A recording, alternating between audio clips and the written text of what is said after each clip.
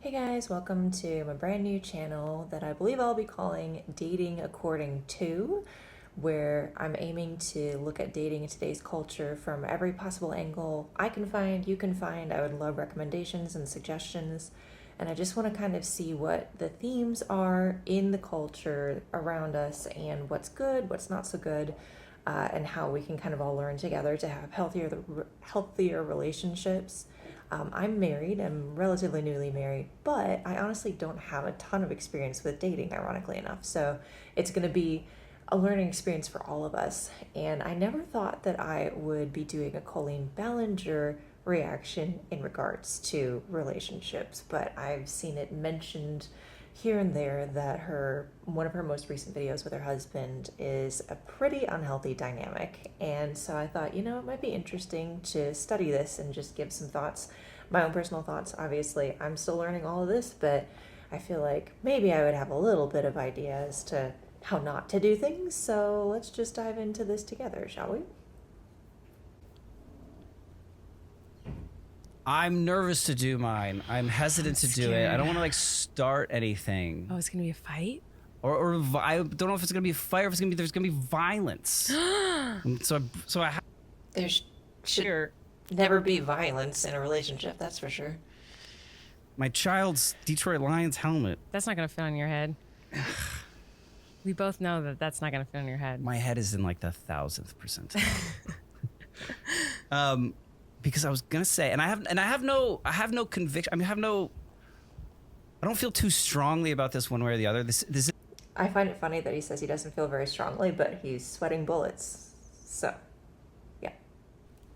I think I already know what you're gonna say. This isn't like my cause. You know what I mean? I don't really care. I already know what you're gonna say. That much, sure. But I just I kind of initiated this, trying to have a mature conversation with you about this. Yeah, so I've listened to this video several times, just trying to kind of get my thoughts all together, and I'm probably going to be a rambling mess regardless, but starting it off saying, I tried to have a mature conversation with you is an insult, because it's saying to her, I would have loved to have been an adult, but you refused to be an adult with me, and that's not going to do anyone any good in any conversation ever. Ever. Week, and I think it was okay. But I wanted to try talk about it more here. But what I'm gonna say needs to relax is Taylor Swift lyrics. Okay. And the dynamic of him doing that, I mean, if a couple has a goofy, teasing, healthy dynamic, it's not gonna be necessarily a huge deal for him to hold that helmet up. But as everyone's been saying, I agree. This is so passive-aggressive on so many levels. And he's like, I'm going to protect myself from what I know are going to be verbal daggers from you now. And it's like, dude, you're accusing her of not being mature. Come on. Oh, and I just want to clarify. I don't support Colleen. But we're going to keep watching. Do you...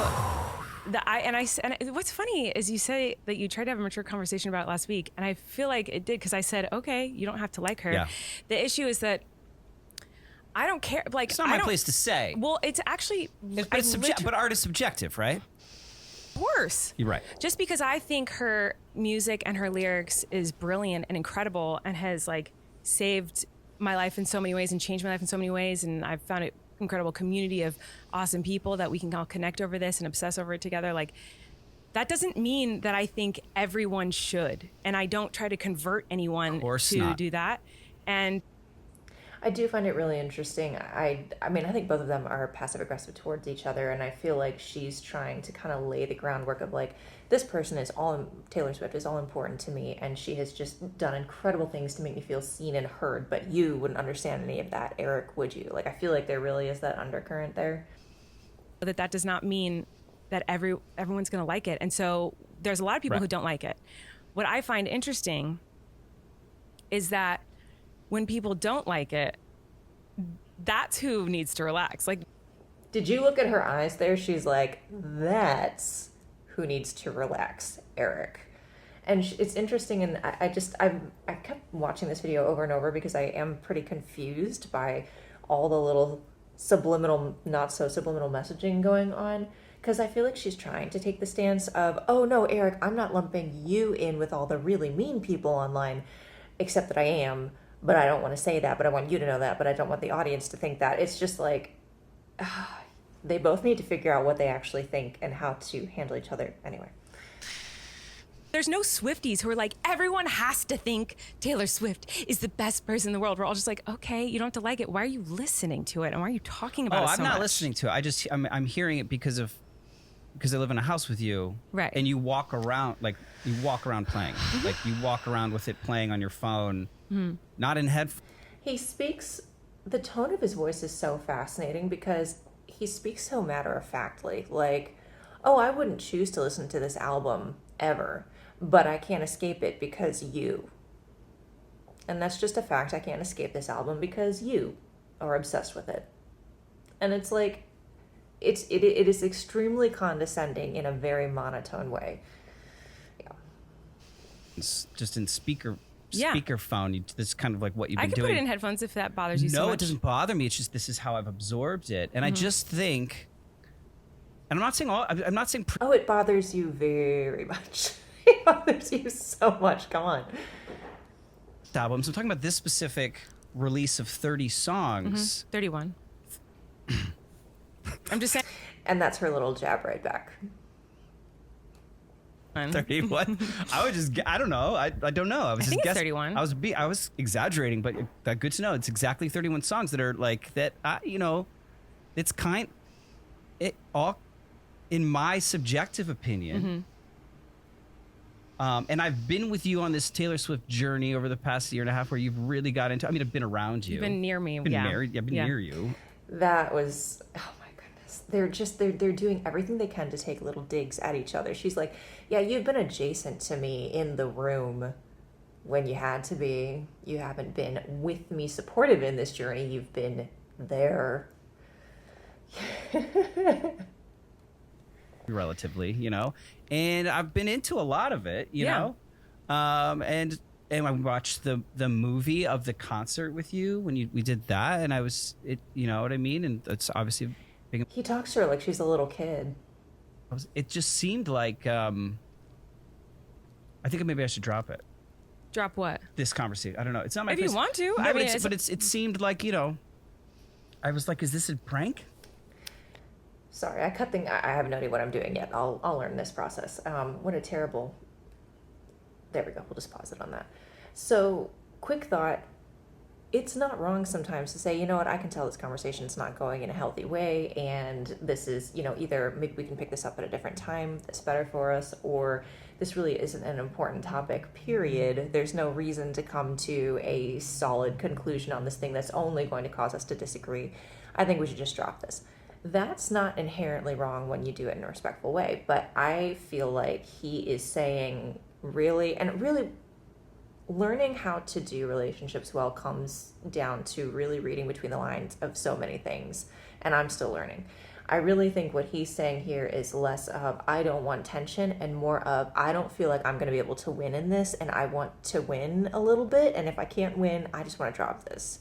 And that's not a healthy way to view communication with your lifelong forever partner, or even the person that you're hoping will be. Like it. No one's telling you have to like it.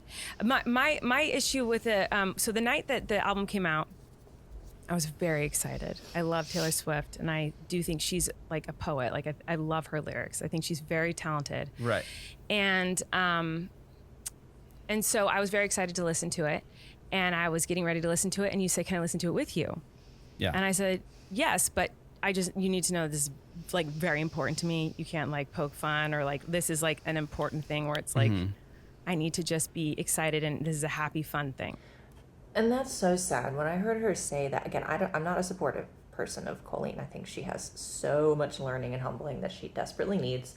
But my heart did go out to her in this moment because, again, there are dynamics with couples where they tease each other and they kind of nag at each other, and it really truly is all in good fun, and it doesn't come from a place of secretive pain and angst and all of that.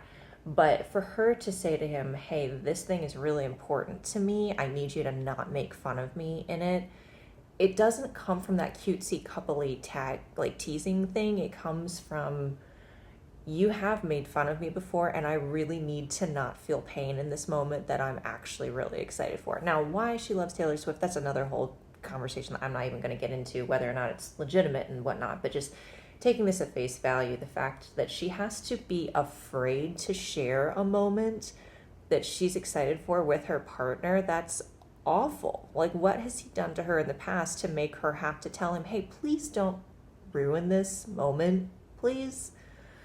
Ugh. Not a like, this sucks kind of a thing.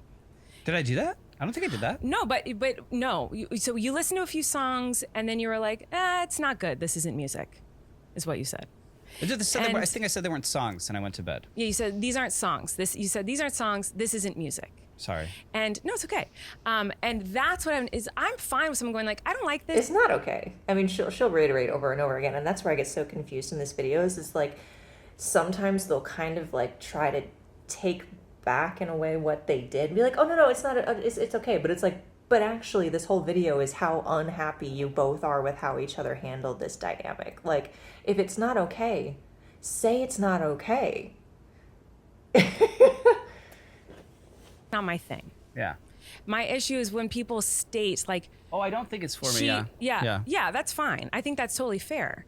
I don't like when people go, this isn't good, or this is not music, or she sucks. I'm like, well, that you can say I don't like this, but to say it as a blanket statement, I think that's what I was like. No, I think I have like a more specific take where it's just like it's my eyeball itches. It's leaning into like I just got the sense of like repetitiveness, redundancy Right. in like this and even in like the production. So I don't think it's her. I think she is extremely talented. I just like it'd be interesting to hear her work with like different, like maybe a different producer. You know, something. She has worked with a lot of different producers. Sure. I mean, what's interesting is I've heard a few people say stuff like that, and like every album has been wildly different. Aside from Folklore and Evermore are pretty similar. But other than that, like all her albums are so wildly different. I found this to be such a fascinating moment in their conversation where he's like, I feel like it's redundant, which is valid, I think also accurate. But she's like, well, yeah, but I've heard people online say these things and yet it's not true. And she's not validating his opinion that it is redundant. And she's also not directly saying, well, you know, have you listened to each of her albums and really compared them? Because I really don't think so. She's yet again trying to take this circumnavigating approach of being like, well, I've heard people online saying things, and that's just, you know, those people are just so incorrect. And it's like, why can't y'all have a straightforward conversation of Erik saying, you know, I feel like this album's redundant, I don't really love it, and Colleen being like, you know, I don't really agree with that, but I respect that that's your opinion. And, you know, maybe we can have a conversation about it, which she'll get to in a second. It's just, it's all so indirect and passive. So that's so funny to me when people say that, because I'm like, Yeah. she's done so many albums and they're all Yeah. so different, except for Folklore, Evermore. And this one's, I'd say, kind of in the same wheelhouse as that, but there's not really like. I don't think it's not for me. It's not Right. to my taste. So I don't think it's I think this is bad. I think this is like, I don't think especially like a guy should be on a podcast saying like why Taylor Swift's new album isn't good. I don't think that's good podcast You're allowed content. to feel that way. I don't think it's interesting. It doesn't offend what me. am I going to do? Convince you that like. No, but that's what's so interesting because it's to not me. for me, and you love it, and so Yeah, why and why it take means so that much away to me. from me? Right. Yeah. So like, I'm sorry. There's Can I nothing do to my be sorry real about. relax now? No, but you don't have to be sorry about it. Here's the thing: is It's all so, he's talking over her. He's not actually listening to her. He's just wanting to say what he wants to say and not pay attention to her. I'm losing track of what they were saying in that bit, but like, she even said, he says sorry, but he doesn't mean it. And something that I realized in listening to this is I don't think the only thing worse than no apology is a fake apology. Because when someone gives a fake apology, they are first off not actually sorry, and then secondly lying on top of that. And so the fact that he just says this very flippant, sorry, can we move on? It's so disrespectful and slimy. And it's just, oh my goodness, this poor couple. that's what's so funny to me is that I feel like there's so many people out there trying to convince Swifties that it's not good. And I haven't seen any Swifties get mad. I've just seen Swifties be like, okay, then you don't have to listen to it. Like that's no one cares. Like we don't care if you listen to it or not. Like it's special to us individually and means something to us individually and has touched us or moved us in some certain way. So like it's just so weird because like I don't listen to other artists and when I don't like them, go like, she can't make eye contact with him very well either. And I mean, I'll do that too when I'm thinking really hard and using my singular brain cell that I have. But I do feel like it really is a sign of like she doesn't want to directly be like, Erik, I feel like you're being really mean in all of this. So she's like, people on the internet say these things that I don't like. Get online and tell other people who like them that they shouldn't because they suck. Like I just go, oh, this isn't for me, and I don't listen to it. No, it's my reaction to her new album, and you say you don't have to listen to it, but I kind of do because I spend a lot of time in cars with you and in this house with you. Well, I don't have to play it around you if you don't like it. No, I'm not saying that. I'm just saying that I mean, you want to listen to music in the car. You want to listen to music when you're walking around doing laundry. You want to listen to music when because it comes out of your mouth because you sing a lot. You know what I mean? I so do like sing a lot. You know, the sounds that come out of the mouth that you have on your face for some odd reason. This particular moment feels like he cannot stand her at all and doesn't want to say, I can't stand you. So without saying the words, he says the words. It's just, oh, he's so disrespectful and terrible to her in this. And I'm not saying she's a great person. I don't think she is, but she does not deserve this treatment. you want to listen to me, we play piano, so you've been playing the songs on piano. It's you know. Well, I could make a suggestion. So here's the deal. There's two options. So one, you can just have an opinion because I'm around it a lot. Yeah, and that's fine. I think that's fair to have an opinion. I think I have lots of opinions on different like movies and TV shows you watch and things you enjoy and like that aren't my thing. You haven't been like. You certainly have been like a dick about it or anything. I'm more referencing the people I was online. interested in trying to have this conversation and not. I was like, I wonder if I can have this conversation and not come off like a dick about it. Not if you handle it the way that you've been handling it. Yeah. People online who are kind of being dickheads about it, who are just like, she sucks and this sure, sucks. because And I'm it's like, come online on. and that's how they get attention. Yeah. And your initial reaction was like listening to 3 songs and then going, this isn't music, this isn't songs, I'm going to bed. It's just all the same. And which is fine and fair in your opinion, but you know, whatever. And now saying like, well, you know, I kind of do. I shouldn't have said that in that moment. Yeah, I know. It's fine. It's what. Here's the deal, though. So there's 2 options here. I can either just listen to it in headphones on my own time, which I can totally do, and I'm happy to do, or you can try to find interest in something that means a lot to me and go like, why? What is it about it that you like? I don't understand. Okay. And then I could tell you. What? I don't. About to ask that question, but like, I don't know that I care. I'm kidding. What? That's just, oh my goodness, that's so bad. This is just another shocking and sad display of how she is underhandedly, I think, trying to say it doesn't take much. All you would have to do would be to just ask about what I like, and I could, let me think, tell you. And she just kind of looks at him like it's really not that hard. And then he responds back with what we all know is not a joke, where he's like, I don't know if I care. Sorry, this headset does not fit. Which is just, I mean, it's so childish. And then he tries to say, oh, I'm just kidding. And that's one of those jokes where it's like, oh no, that's not a joke. You're trying to cover up being incredibly mean by saying it was a joke. It's just such a childish banter. And then another thing I forgot to mention was when she starts this off by saying, I could wear headphones and that's totally fine if you want me to do that. Her voice cracks. And so it's obvious that it's not totally fine. She doesn't want to have to wear headphones. And just little, I mean, I'm not perfect at anything that I'm saying. I'm still learning how to do all of this, but keeping an eye and an ear out for little things like voice cracks even, and just eye patterns, just to try to get an idea of where someone's actually coming from is so important, because, you know, we all know the stereotypical, I'm fine, everything's fine. And if we just take people at face value and it's like, well, you said you're fine, so I'm assuming you're fine, and don't actually look further into like, what is their inflection saying? What are their eyes saying? What is their body saying? Like, in relationships, it's so important to read beyond what's happening in front of you, and I feel like they're not doing that at all right now. But like, No, I'm just saying, the only reason I'm saying this I obviously care. is because no, I know you care, and you've been very supportive. And when we watched the movie, you looked up the different eras and like tried to I dress dressed up like an era. yeah. Like, you've been very supportive. My birthday party was by my friends. They like themed like it Taylor Swift, and you were totally on board and game. I got all this Taylor Swift. I've got Taylor Swift art stuff and you stickers. got me Taylor Swift gifts, and like, you know, that you were totally been supportive Bought of my you the Taylor record, the vinyl record, and socks. I did all these things. I'm a good little boy. Trendy to not like this album poo-poo on the new album, and then just like be like, well, it's not for me. And I think that's fine to say it's not for me.